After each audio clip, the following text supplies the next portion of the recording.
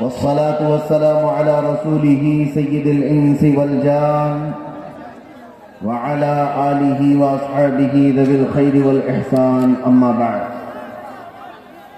فأعوذ بالله من الشيطان الرجيم بسم الله الرحمن الرحيم إن ينصركم الله فلا غالب لكم وإن يخذلكم فمن ذا الذي ينصركم من بعده وعلى الله فليتوكل المؤمنون صدق الله مولانا العظیم۔ بارگاہ رسالت معاذ صلی اللہ تعالی علیہ وسلم میں درود پاک کا ہدیہ پیش کریں۔ اللہم صل علی سیدنا محمد معدن الجود والکرم وآلہ واصحابہ الکرام وابنہ الکریم وبارک وسلم صلاة دائمة سرمدا ابدا۔ پھر کے گلی گلی تباہ ٹھوکریں سب کی کھائی کیوں، دل کو جو عقل دے خدا تیری گلی سے جائے کیوں، جان ہے عشق مصطفیٰ روز فزوں کرے خدا، جس کو ہو درد کا مزہ ناز دوا اٹھائے کیوں۔ عزیزان گرامی وقار، انتظار کرتے کرتے اخیر میرا نمبر آ ہی گیا اور آپ تمامی حضرات کو دیکھ کر ایسا احساس ہوتا ہے کہ میں جب اس جلسے میں آ رہا تھا تو گاڑی والوں سے پوچھ رہا تھا کہ مجھے کون سے کھیتی میں لے جا رہے، پگ ڈنڈیوں سے گزرتے ہوئے یہاں آ رہے ہیں۔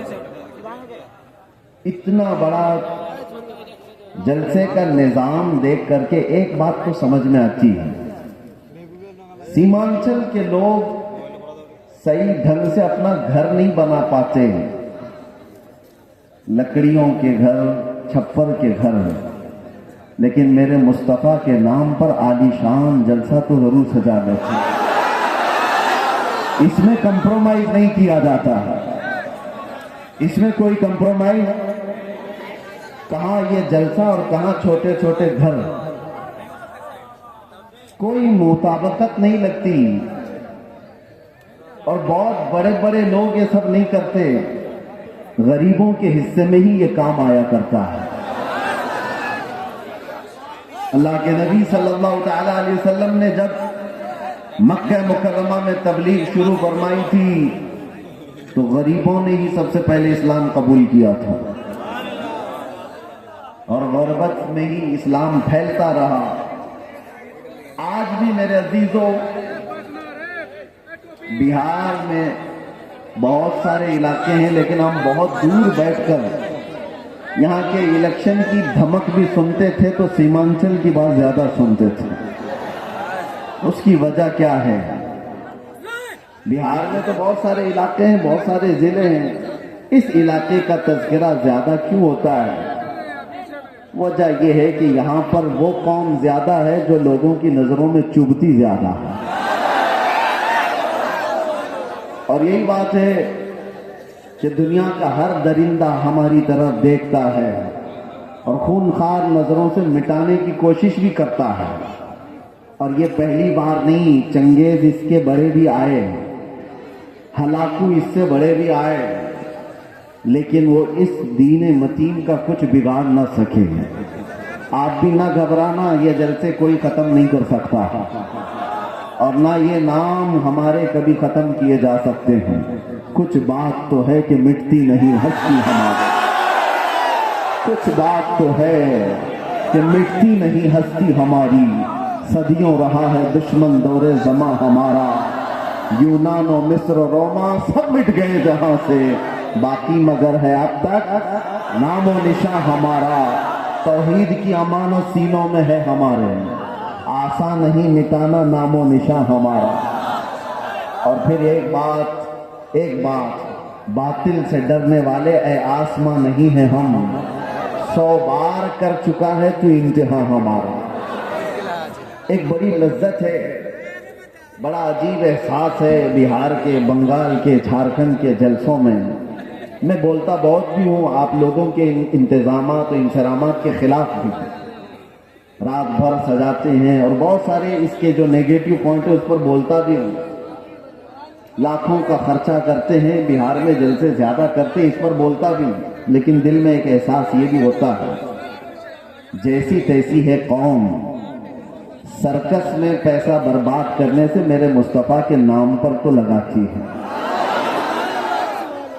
کسی اور جگہ پر ان کو چھوڑ دیا جائے تو شاید پتہ نہیں مجرے کرنے والوں کو دیکھیں گے. لوگ انٹرٹینمنٹ کی دنیا ہے, یہاں نہیں تو کہیں اور محفلیں لگا دیں گے. اسی بہانے کم از کم یہاں شعراء اسلام آتے ہیں, خطبہ اسلام آتے ہیں, اور یہ ایک ایک لفظ پڑھتے جاتے ہیں, لوگوں کے دلوں میں بس گھولتے جاتے ہیں. جیسے تیسے یہ دین کا نظام ان جلسوں کے ذریعے سے قائم ہے. بہرحال میرے عزیزوں, ایک بات آپ سمجھ کر کے چلنا, یہاں پر بیٹھ کر تقریباً 1 گھنٹہ مجھ سے پیشتر حضرت مولانا صاحب نے چندہ بھی کیا بہت مسجد کے لیے. بہت لوگ سمجھتے ہیں کہ مولانا لوگوں کا کام ہی کیا ہے, چندہ کرنا, رسید لے کے گھومتے رہتے ہیں. تمہیں اندازہ ہے دین کا یہ سارا نظام اگر یہ مولوی نہیں ہوتے تو پتہ نہیں تم کیا کر رہے ہوتے. یہ مدرسے, یہ مساجد کی مینا, یہ ساری چیزیں ان لوگوں سے قائم ہوتے ہوں گے چند چندہ خور لوگ, مگر آپ کو پتہ ہے ایک ایک پائی دین کے لیے اعلان کر کے جمع کرنا یہ علماء کی شان ہے. کیا ان کے اندر سیلف ریسپیکٹ نہیں ہے؟ کیا مانگنا ان کی بچپن کی عادت ہے؟ نہیں. تمہارے درمیان اگر وہ ہاتھ پھیلاتے بھی ہیں تو دین کے نام پر. میرے مصطفیٰ کریم صلی اللہ تعالی علیہ وسلم کی شریعت طاہرہ کی بقا کے لیے مجھے بات یاد آتی ہے. میرے والد گرامی فرمایا کرتے تھے الجامعۃ الاشرفیہ مبارک پور آج ہندوستان کی ایک ایسی عظیم یونیورسٹی کا نام ہے جس کے سامنے تاج محل کی اونچائی بھی پھیکی پڑتی ہے. تاج محل تو لوگ ٹکٹ دے کر کے دیکھنے جاتے ہیں اور فوٹو کھنچوا کر آتے ہیں, مگر الجامعۃ الاشرفیہ وہ ایسی جگہ ہے جہاں انسان بنائے جاتے ہیں. علماء ربانیین کی ایک بڑی جماعت پیدا ہوتی ہے. جب اس کی تعمیر کا مسئلہ تھا, بانی جامعہ اشرفیہ مبارک پور حضور حافظ ملت رحمۃ اللہ علیہ اسی طرح اعلان کر رہے تھے کہ کوئی ہے جو لا کر کے جامعہ اشرفیہ کے لیے کچھ سپرد کرے. آپ کو مارہرہ متحرہ کے سید زادے سید العلماء نے بٹھا دیا اور کہا مولانا آپ بیٹھ جائیے, میں سید زادہ ہوں لیکن اس ادارے کے لیے چندہ میں کروں. آل رسول ہوں, مانگنے کی عادت نہیں, کبھی نہیں مانگا. اور اس کے بعد جب سید میاں رحمت اللہ تعالی علیہ نے اعلان کیا تو ظاہر سی بات ہے مجھے یہ علاقہ دیکھ کر کے وہ بات یاد آتی ہے. مولانا تو 11,000 مانگ رہے تھے. وہاں پر چھوٹا گاؤں تھا, چھوٹی بستی تھی. جب مانگا جا رہا تھا چندہ تو ایک بوڑھی عورت ایک مرغی کا انڈا لے کر کے آ گئی. کہا میرے گھر میں اس کے علاوہ کچھ ہے نہیں, یہ چندے میں قبول کر لیجیے. مرغی کا انڈا. یہ لوگوں کے جذبات تھے, اور ایسا نہیں ہے کہ وہ انڈا دیکھ کر کے اس کو بھیج دیا گیا کہ اس کا کیا کیا جائے گا, اس کو بھی قبول کیا گیا. اور سید میاں رحمت اللہ علیہ نے فرمایا تھا اس عورت نے زمانہ یوسف کی یاد دلاتی ہے. خریداروں میں اس کا نام آ جائے بس اسی لیے حاضر ہو گئی. بہرحال اس نظام پر میں نے تھوڑی سی گفتگو اس لیے کی کہ علماء کو حقیر مت سمجھو. یا علماء ذوی الاحترام اگر دین کے نام پر تم سے کچھ طلب کر رہے ہیں تو سارے لوگوں کو ایک کیٹیگری میں مت شمار کرو. ایک جملہ میں آپ سے کہتا ہوں, توجہ سے سننا. ہر داڑھی والا چور نہیں ہوتا, لیکن چور داڑھی رکھ لیتا ہے. چور اپنی چوری چھپانے کے لیے داڑھی رکھ لیتا ہے.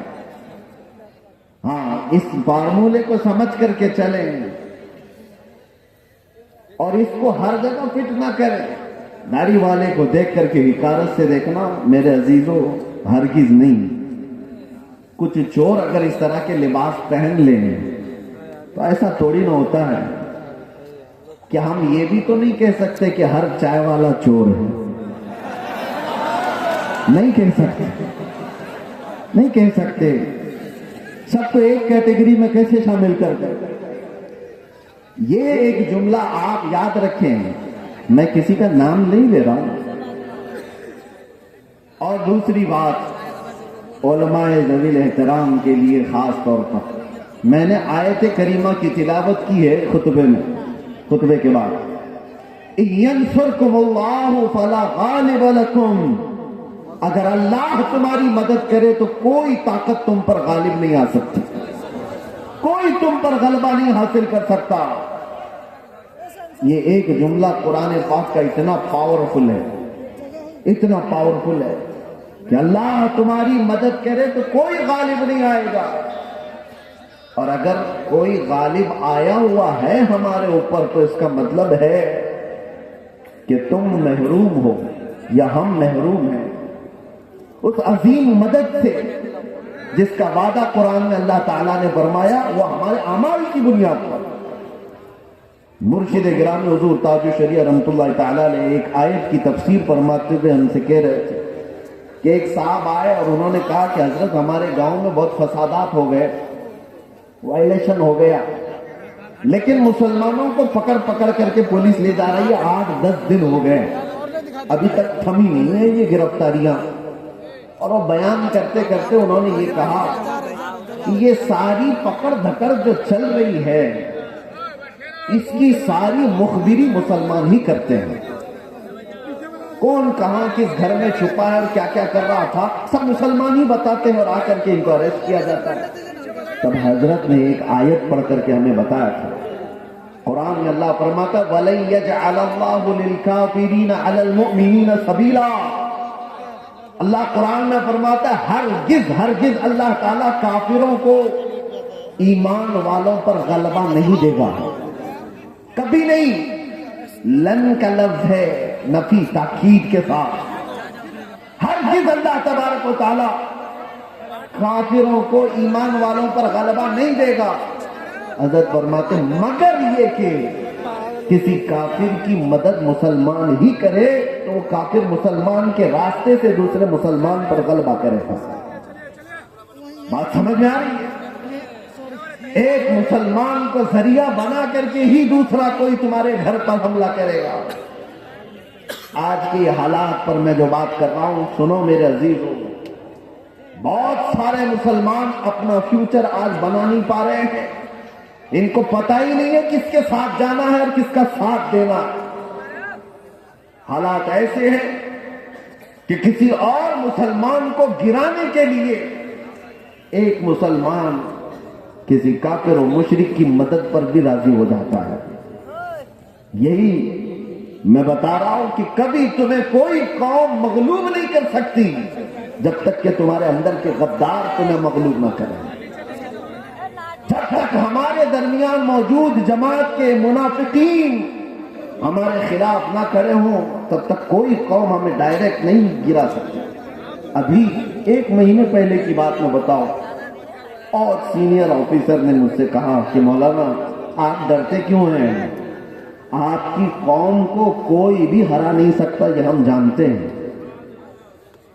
یہ میں سنتا تھا پہلے, لیکن ڈائریکٹ سنا آپ کی قوم کو کوئی کچھ نہیں کر سکتا.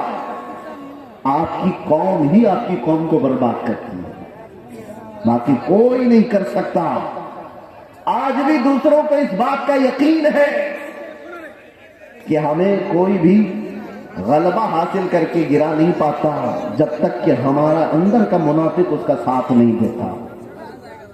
یہ غداروں کی جماعت, یہ منافقین کی جماعت, میں جانتا ہوں سیفی صاحب یہاں موجود ہیں, میں آپ سے کہہ رہا ہوں کہ اس وقت کیفیت کیا ہوتی ہوگی. یہ اسٹیج پہ موجود سارے علماء, ہماری برادری, علماء برادری, ہم گرفتار ہو کر کے 200 لوگوں کے درمیان ہیں. پہرے داری میں کوئی کسر نہیں چھوڑی جا رہی ہے, کوئی कसर नहीं छोड़ी जा रही। सारे इर्द गिर्द हमारे अतराफ कुर्सियां लगाकर बैठे और सवालात पे सवालात, सवालात पे सवालात। और उस वक्त इन्वेस्टिगेशन करने वालों को कुछ लोगों के मैसेजेस आते हैं और कहते हैं ये मौलाना से ये भी पूछो, ये भी पूछो। क्लिप में हमारी काट काट करके भेजी जा रही है तकरीरों की कि इन्होंने यहां पर ये कहा, इन्होंने यहां पर ये कहा। तो बेचारे सवालात करने वाले वो कहते हमको तो आपके बारे में उतना मालूम नहीं था, ये इतनी सारी चीजें आ रही हैं। मैंने पूछा नहीं कौन है, लेकिन सामने वाले ने बताया कि फला पीर साहब हैं, फला मौलाना साहब हैं। मैं जानता हूं मेरे अजीजों, मैंने इससे कबल बड़े जज्बात में कहा था, वो भी जानते होंगे जिन्होंने ये सब काम किए हैं। हमारे दिल पर क्या गुजर रही थी उस वक्त, हमने सब अल्लाह उसके रसूल पर छोड़ दिया। लेकिन एक बात याद रखना, गद्दारों की जमात से कहता हूं, कल क़यामत होनी है और बारगाह मुस्तफा में हमें भी खड़ा होना और तुम्हें भी खड़ा होना है। देखा जाएगा कि तुम किसके साथ खड़े होते और हम किसके साथ खड़े होते। देखा जाएगा तुमने किसी एक आलिम को सिर्फ और सिर्फ नामूसे रिसालत की बुनियाद पर सजा को तवील करने के लिए, साथ देने के लिए जासूसियों का माहौल बनाया था। कयामत तो होनी है, मौत तो आनी है, कब्र में भी जाना है। ये मत समझ लेना कि सब कुछ यहां पर है। चंद पैसों के लिए जो लोग अपना दीन बेचते थे, कुरान ने उनकी वईद में क्या क्या बयान फरमाया। ये वो लोग हैं जो यहूदी उलमा थे, यही तो किया करते थे। मालदारों को खुश रखने के लिए वो दीन का निजाम बदल दिया करते थे। अब देखना, जैसे जैसे ये सख्ता पावर में आज लोग हैं, हुकूमत में जो लोग हैं, मजबूत से मजबूत होते जाएंगे तो तूफान आएगा बहुत सारों के अंदर। कितने तो इधर से उधर निकलने लग जाएंगे कि भाई जिसकी लाठी उसकी भैंस, हमें भी उनकी बोली बोलनी पड़ेगी, हम भी उनके शाना बशाना रहेंगे तो कुछ हमारे भी काम हो जाएंगे। देखना और चंद दिनों के बाद वो चाहे उलमा दिखने वाली जमात में से लोग हों या नेता बनने वाले लोग हों, ये सब वो चाटुगिरी करने वाले लोग इन तूफानों में अब किसके किसके साथ जाने लगेंगे और कौम की दलाली करने लगेंगे। देखना चंद दिनों के बाद। और ऐ कौम के गयूर नौजवानों, मोहब्बत मुस्तफा पर और नामूसे मुस्तफा पर तुमने जज्बात में आकर के जो नारे लगाए, इनका पास और लिहाज रखना। चाहे पूरी जमात के बड़े बड़े लोग किसी ऐसी जमात के साथ चले जाएं जो मेरे मुस्तफा के दुश्मन हैं, उन्हें मत देखो, उनकी दौलत ना देखो, उनकी सियासत ना देखो, उनके ऊंचे मर्तबे ना देखो। मैं गरीब ही सही, मेरे दामन में मेरे मुस्तफा की मोहब्बत काफी है। इस पर कायम रहना। तुम्हारे घर छप्पर के हैं, तुम्हारे इलाके बाढ़ से डूब जाते हैं, बहुत सारे मामला थे, इस पर राजी रहना, लेकिन ईमान का सौदा कभी ना करना, नामूसे मुस्तफा का सौदा कभी होने नहीं देना। ऐसों की जमात से अपने आप को बचाए रखो जो दीन का सौदा करते हैं। मेरे अजीजों, एक बात मैं कह रहा था, मौलाना अभी जो चंदा कर रहे थे एक मस्जिदी के लिए, लोग मजाक उड़ाते हैं हमारा। सुन्नियों के जलसे देखो चंदे कर रहे होते हैं। हर भाई करेंगे ही ना, हमारे पास सऊदी रियाल थोड़ी ना आते, हम तो गरीबों से ही बना रहे हैं जो कुछ भी बना रहे हैं। हमारे पास कौन सी हुकूमत है? ना सऊदी है, ना कतर है, ना कुवैत है, कुछ नहीं है। हो सकता है तुम्हारे पास डॉलर भी आते हो, रियाल भी आते हो, पाउंड भी आते हो, तुम्हारे आकाओं से सब आता होगा। ये गरीबों की बस्ती में जो आता है इनकी मेहनत मजदूरी की कमाई से ही आता है। और इसीलिए रियालों पर पलने वालों से डर कौम को, दुनिया को नहीं है, इन गरीबों की बस्तियों से लोगों को डर है कि इनकलाब पैसे के लालचियों से नहीं आता, ये ईमान पर जिंदा रहने वाली गरीब कौम से इनकलाब आता है। गुरबा से दुनिया डरती है। आपको पता है कैसर और किसरा की ताकत का अंदाजा लगा सकते हो? कैसर कहते थे रोम के बादशाह को, किसरा कहते थे ईरान के बादशाह को। ये उस जमाने की बात कर रहा हूं जब तकरीबन पूरी दुनिया में दो बड़े सुपर पावर हुकूमतें थी। Super power Persian empire, Roman empire, Roman empire कैसर, पर्शियन एम्पायर किसरा। ये मेरे मुस्तफा करीम सल्लल्लाहु ताला अलैहि वसल्लम के जमाने की बात कर रहा हूं। और जब हुजूर पाक के जमाने से थोड़ा सा जमाना आ गया, सिद्दीक अकबर का, फारूक आजम का, मदीने से ये सहाबा की जमातें निकली थी और ये बात कर रहे थे कैसर और किसरा से मुकाबले की। सोचो, सीमांचल के गरीब लोग, बस्तियों में रहने वाले जिनके यहाँ पक्की सड़क भी ना हो, और वो गांव के रहने वाले अगर ये कहे हम अमेरिका से लड़ने वाले हैं, रशिया से लड़ने वाले हैं, तो दुनिया मजाक ही तो करेगी। दुनिया क्या कहेगी? अरे तुम्हारे छप्पर के घर हैं और तुम बात कर रहे हो सुपर पावर से लड़ने की। बिला तशबीह बिला तमसील सहाबा किराम जिस वक्त ये बात कर रहे थे कि कैसर और किसरा को भी हम फतह कर लेंगे, रोम और ईरान को भी फतह कर लेंगे, मक्का वाले ठट्टा मार करके हंसते थे।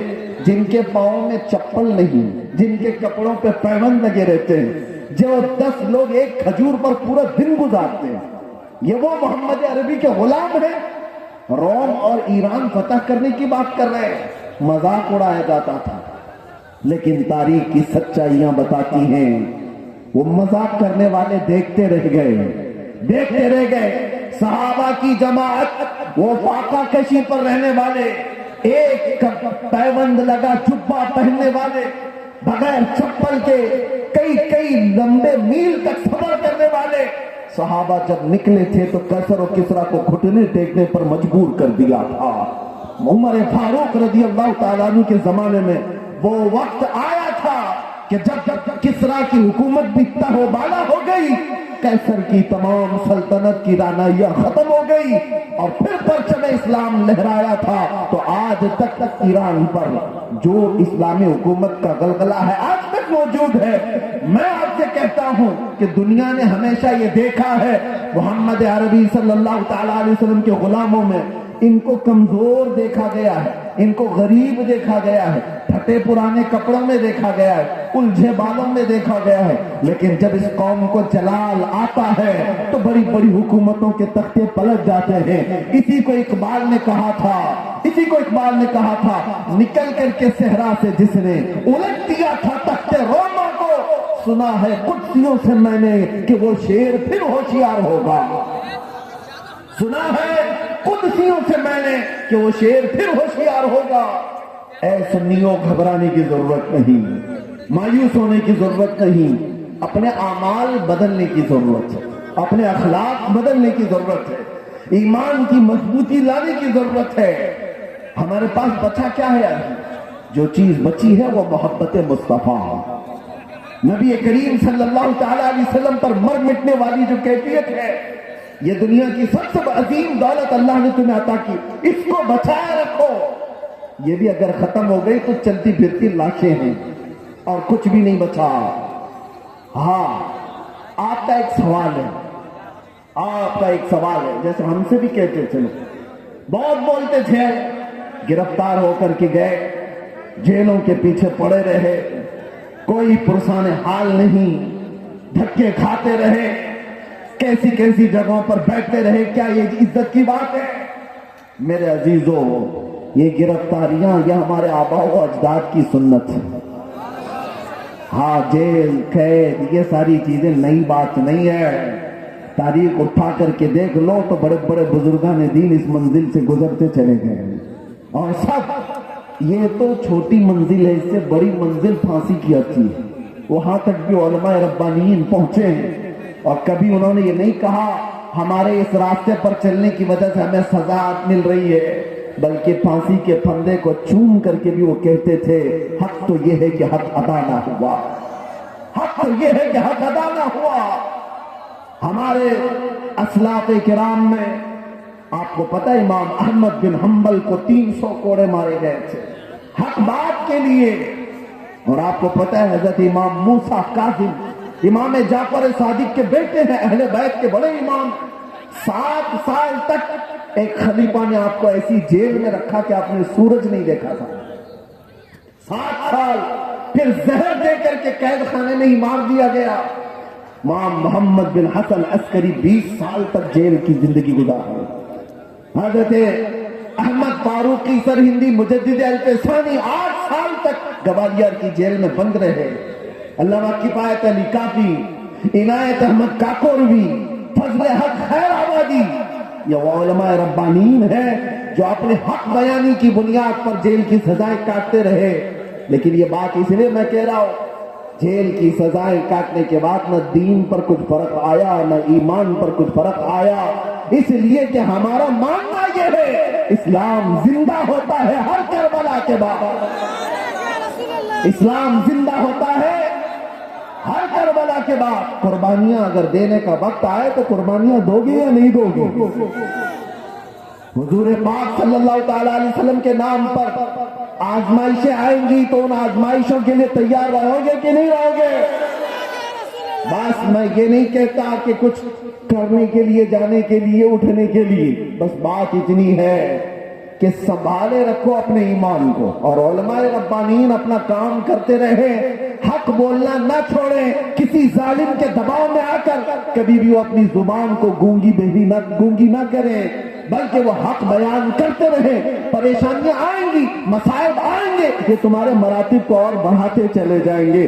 کسی سیٹھ کی چاپلوسی میں حق بیانی سے آپ دور نہ بھاگیں، اس لیے کہ سیٹھ نہ تمہیں رزق دیتا ہے نہ تمہیں حیات دیتا ہے. اللہ رب العزت رزاق حقیقی ہے، وہی حیات و ممات کا مالک ہے. علماء ربانیین کو بھی یہ چاہیے کہ حالات زمانہ کو دیکھیں ضرور، لیکن حق بات سے آپ اپنی زبان کو نہ روکیں، اس کو چلتے رہنے دیں. اللہ کی غیب سے مدد ہوگی اور قوم کے اندر ایمان زندہ رہے گا، قوم کے اندر بیداری باقی رہے گی. اور اگر یہ چپ ہو گئے تو قوم کا ایک بڑا حصہ بزدل بن جائے گا، قوم کا ایک بڑا حصہ بزدلی کا شکار ہو جائے گا. چند علماء ربانیین ہی صحیح، انہیں چاہیے کہ وہ اپنی قربانیوں کے لیے تیار رہیں. ہم نے روٹیاں بہت کھائی ہیں حضور کے نام پر، جلسے بہت کر لیے ہیں. لوگ علماء کو آج جو نوازتے ہیں، چاہے وہ ایک نذرانے کا چھوٹا سا لفافہ ہی کیوں نہ ہو، یہ نہ سمجھیں کہ آپ کی ٹوپی داری کی وجہ سے، بلکہ مصطفیٰ کریم کی نسبت کی وجہ سے. ساری قوم آپ کو نائب رسول سمجھتی ہے. حضور کے نام پر ہمیں مل رہا ہے، کھا رہے ہیں.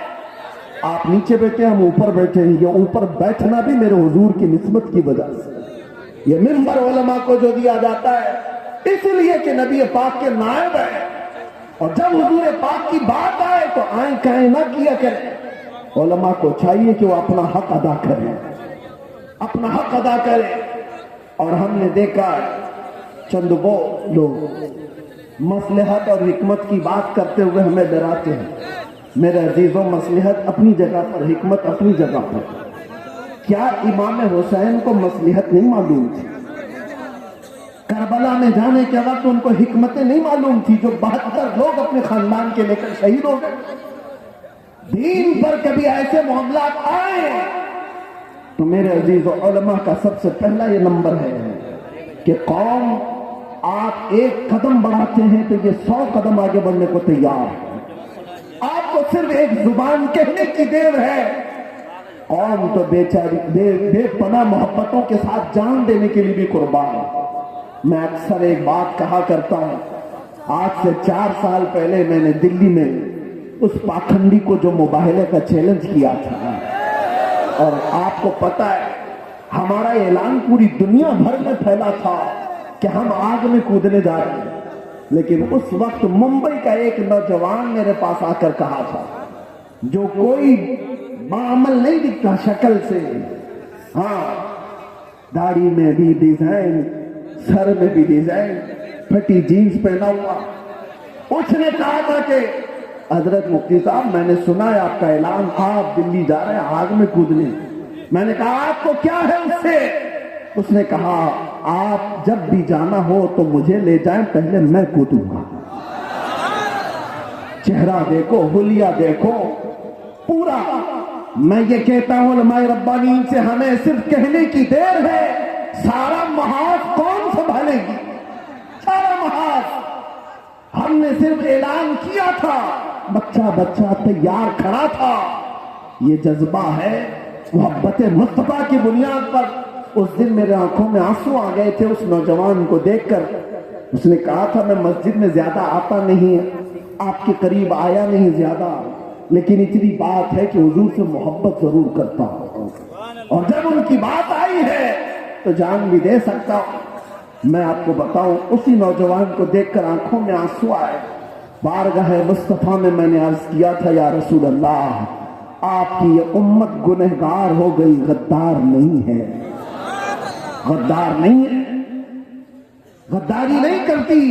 تو میرے عزیزوں, اسی چیز کو میں کہتا ہوں, تھوڑی سی لو دینے کی ضرورت ہے. علماء ربانیین حق بیان کرے, قوم کو صحیح سلیقے سے چلنے کا ان کو نشانہ دیا کریں, پھر دیکھیں انقلاب آئے گا, ضرور آئے گا.